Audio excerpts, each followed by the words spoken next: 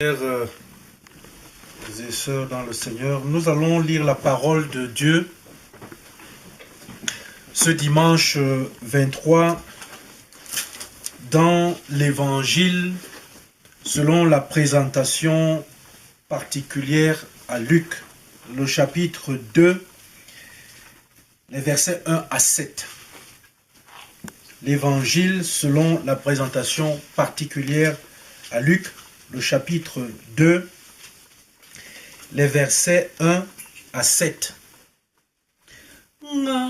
But emla na longenalis besna betini milies di wada nu anlul banyambe nyen awelito holbes Jenu antol bisnabi namnyamben Mwera mokin Mwera yehe Mbanyambe nyon apodolbes. En ce temps-là, parut un édit de César Auguste ordonnant un recensement de toute la terre. Ce premier recensement eut lieu pendant que Quirinius était gouverneur de Syrie. Tous allaient se faire inscrire, chacun dans sa ville. Joseph aussi monta de la Galilée, de la ville de Nazareth, pour se rendre en Judée, dans la ville de David, appelée Bethléem, parce qu'il était de la maison de la famille de David, afin de se faire inscrire avec Marie, sa fiancée, qui était enceinte. Pendant qu'ils étaient là, le temps où Marie devait accoucher arriva. Et elle enfanta son fils premier-né. Elle la maillota et le coucha dans une crèche parce qu'il n'y avait pas de place pour eux dans l'hôtellerie. L'herbe sèche, la fleur fane, elle tombe, mais la parole de Dieu demeure éternellement. Prions le Seigneur. Éternel, notre bon Père céleste, toi qui par le biais de ton Fils Emmanuel viens tabernacler parmi nous, nous te demandons, Seigneur, de rendre intelligible ta parole, afin que nous soyons vivifiés, régénérés dans notre foi. C'est au nom de ton Fils Jésus que nous t'avons prié. Amen. Bien-aimés dans le Seigneur, je vais commencer par vous dire joyeux Noël, parce que nous sommes déjà dans la période de Noël. Depuis l'enfance, pour ceux qui ont été enfants et pour ceux qui sont vieux maintenant, nous savons que nous avons rencontré une histoire dans notre vie, que chaque fois que nous arrivons au mois de décembre, c'est un moment où même ceux qui sont mécontents, même ceux qui sont contents, même ceux qui sont pauvres, même ceux qui sont riches, tout le monde finalement se retrouve dans la joie, parce que c'est le moment où les uns et les autres, nous cherchons à aller chez des amis, à aller dans la famille, on donne des cadeaux, on reçoit des cadeaux. Même celui qui n'a rien finalement a toujours quelque chose en cette période, parce que c'est la fête de Noël. C'est la fête des cadeaux. Mais nous sommes à l'heure actuelle dans ce qu'on appelle la période de l'Avent. Nous sommes à la veille. Nous sommes à la veille de la fête de Noël. Mais pour les chrétiens, nous sommes à la veille de la naissance de Jésus. Parce que la fête de Noël, qui est une fête particulièrement humaine, est différente ici de la naissance, n'est-ce pas, et de la venue au monde du Fils de Dieu. Et donc, je voudrais donc revenir avec vous dans notre texte pour que nous soyons d'abord ceux-là qui sont chrétiens et qui vivent ici là la venue du Seigneur. Et je voudrais loin de toute autre polémique, parce que je ne vais pas me mettre à vous faire ici un résumé des querelles qui entourent ce passage que nous venons de lire. Parce que les exégètes, les théologiens et tous les professionnels de la Bible ne s'accordent pas sur ce recensement. En réalité, il est dit que voilà, Luc a dû faire une gymnastique d'écriture pour faire coïncider absolument la naissance du Christ avec un recensement. On n'est pas d'accord historiquement avec, disons, ce recensement de la présence de Quirinius, qui était gouverneur à ce moment-là. Ça ne s'accorde pas. Mais ce n'est pas de ça que je voudrais que nous parlions. Je voudrais que nous nous intéressions à ce recensement. Qu'on s'intéresse au recensement. Un recensement, c'est quoi un recensement? Un recensement, d'une manière générale, c'est une procédure qui consiste ici là à compter, à dénombrer le nombre, n'est-ce pas, de personnes ou d'individus qu'il y a dans une ville, dans un État ou dans un pays. C'est ça le recensement.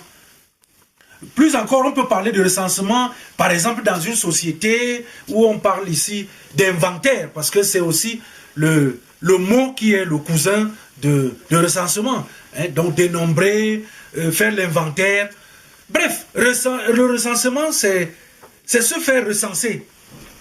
Il faut compter le nombre de personnes qu'il y a. Lorsque nous sommes dans un pays comme la France, on va poser la question, mais pourquoi un recensement? Pourquoi un recensement?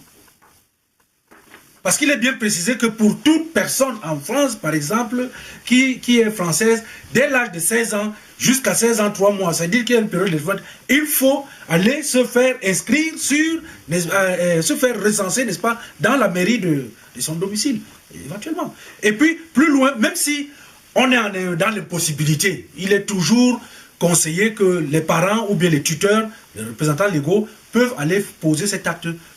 Mais quel est l'intérêt d'un recensement? Parce que lorsque nous revenons dans notre texte, il est dit que tous allaient se faire inscrire, chacun dans sa ville. Donc quand le moment est venu du recensement, chacun a commencé à bouger. Parce qu'il faut aller se faire recenser. Il faut s'inscrire. Mais la thèse qui voudrait que ce ne soit pas réel, puisque à cette époque-là, bon, même si c'est différent de notre époque, mais à cette époque, il est clair que on n'avait pas besoin de se déplacer, parce que là, on était, c'est-à-dire qu'au centre le plus proche, on pouvait le faire. Donc, Joseph, selon d'autres théologiens, n'avait pas besoin de se déplacer, surtout prendre Marie et traîner avec la grossesse, pour aller jusqu'à Bethléem pour pouvoir le faire. Mais je voudrais que nous ayons une autre lecture. Si, moi, ma thèse, je laisse, parce que chaque théologien peut voir les choses, même s'il y a un socle commun. Mais moi, dans ma petite foi chrétienne, que je voudrais partager avec vous, je me dis que oui, ce recensement, c'est le premier recensement, d'accord. Mais pourquoi? Il y a une seule chose qui a amené Luc, ça c'est ma thèse, à poser le recensement, ce premier recensement, avec la naissance de Jésus. Un recensement, on va s'inscrire, on veut dénombrer. On dénombre le peuple de Dieu, c'est-à-dire que parce que Dieu lui-même rentre dans la danse. Parce que là, Jésus aussi, avec Joseph, avec Marie, ses parents, vient se faire inscrire. Il vient se faire inscrire. Et donc, c'est un changement. Et donc, le changement qui commence là maintenant, pour tout cela, à cette époque, c'est que on commence le changement avec le Seigneur Jésus. Je voudrais dire par là que si nous voulons, dans notre vie, si nous voulons faire un changement, il faut commencer ce changement-là avec Jésus-Christ. Pour moi, c'est la seule hypothèse, qui soit une hypothèse qui tienne. S'il a voulu faire coïncider, ça veut dire que le changement d'inscription sur les listes, ça doit se faire maintenant, que c'est un changement qui commence parce que le Seigneur entre dans l'histoire humaine. Mais bien aimé dans le Seigneur, on s'inscrit. Mais on s'inscrit où? Je voudrais attirer l'attention plus loin encore. en ce qui concerne le recensement. Quand on s'en va se faire inscrire, qu'est-ce qu'on donne? On donne son nom, son prénom, sa date de naissance, son lieu de naissance. On donne ici tout ce qui concerne sa situation sociale, sa situation professionnelle et tout et tout. Mais quand on se fait recenser, il y a un but. Ce n'est pas simplement pour une question d'opération financière, parce qu'on sait que quand on commence à compter une population, c'est que les taxes arrivent. Mais c'est une opération qui consiste ici là, à vérifier combien nous sommes.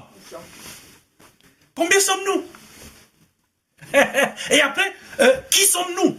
Parce qu'il ne s'agit pas simplement de savoir le nombre de personnes qu'il y a, mais il y a aussi la question de savoir la qualité. C'est pour cette raison que tout ce qu'il y a comme élément est fourni. Bon, c'est ça qui permet, par exemple, je ne vais pas parler je ne vais pas faire une polémique. Bon, mais si on parle ici là des questions des gens qui se déplacent, des questions d'impôts et tout ça, c'est d'actualité. Ça concerne, parce que c'est cette situation où quand on fait le recensement, on compte le nombre de personnes, à partir de là, on sait comment on peut projeter ici là les finances, n'est-ce pas, d'un État, d'un gouvernement, d'un pays, d'une église, d'une famille. Voilà comment ça se passe. Et la deuxième chose qu'il y a dans le recensement, c'est que lorsque vous vous êtes fait recenser, c'est à partir du moment où vous recevez une attestation. Cette attestation vous permet ici de vous présenter par exemple à certains concours. Parce que si vous n'avez pas cette attestation, certainement on ne va pas vous admettre à certains concours. Et à la base, à la fin, c'est que l'attestation que vous recevez parce que vous vous êtes fait recenser vous permet de vous inscrire sur les listes électorales. Ça veut dire que sinon, vous n'allez pas voter. Donc, le recensement à l'époque de Jésus, c'est un recensement qui avait aussi son sens. Ce n'est pas, ça dit que la lecture chrétienne voudrait que ceux qui vont se faire inscrire à ce moment-là, ils doivent savoir pourquoi ils s'inscrivent. Parce qu'ils s'inscrivent à un moment de changement. Et ils vont donc recevoir l'attestation qu'ils sont des bons chrétiens, de ceux-là qui croient en Jésus, qui ont cru au Messie, qui vont vivre avec le Messie, pour le Messie, et comme le Messie le demande. Donc, ils reçoivent donc à ce moment une attestation qui leur permet, n'est-ce pas, que partout où ils vont, ils se présentent, ils sont reconnus comme attestés, comme étant ceux-là qui appartiennent vraiment à l'Église de Jésus-Christ.